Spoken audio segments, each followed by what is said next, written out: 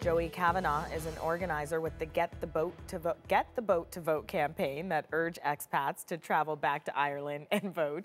He spent the day at Dublin Castle where the official announcement was made. He's now celebrating at a friend's house. It's now official. The yes side won overwhelmingly, 62.1%, we've been reporting. Can you describe what that moment was like when you realized the yes side was going to win? Today has just been absolutely incredible. It's been one of the best days of my life. It's hard to describe the atmosphere here in Dublin. It's unbelievable.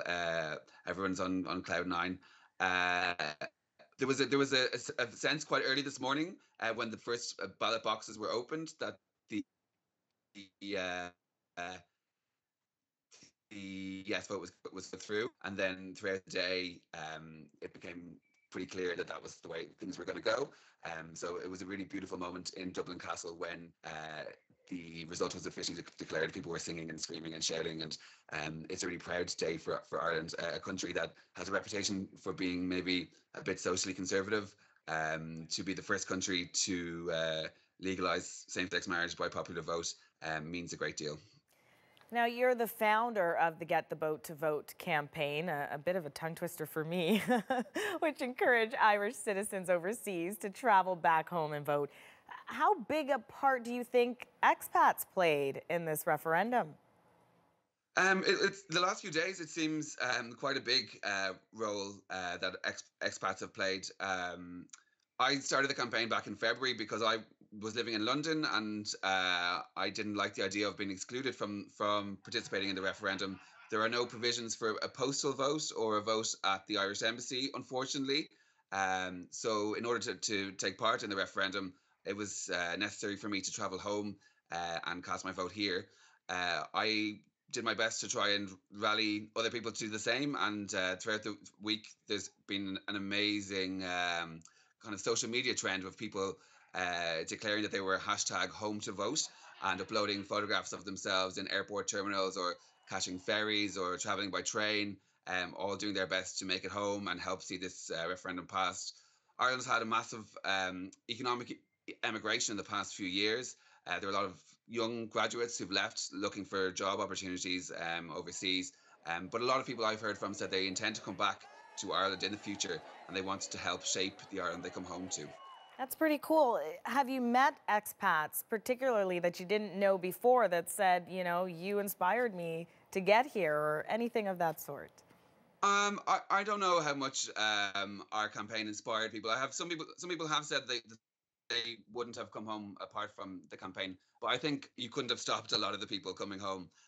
But it's been really nice to have a banner under which we could gather and to show the scale and scope of support from Irish around the world for this referendum.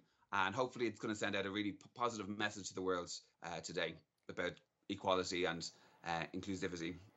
And for you, what's your inspiration personally? Why are you so passionate about getting back there and participating in the vote? Well, I'm a gay man, and I had a very small involvement in the campaign for same-sex marriage here over the past few years. So I suppose I have a personal stake in the outcome of the referendum.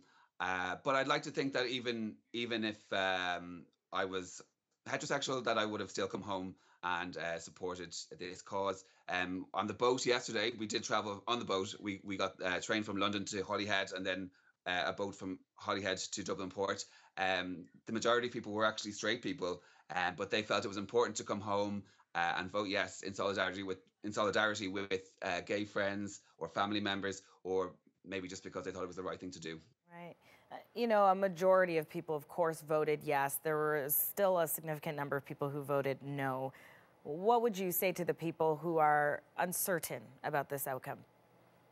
Well, I hope that we can reassure those who weren't confident enough to vote yes today that this is a positive step for Ireland, and in terms of all of its citizens being treated equally.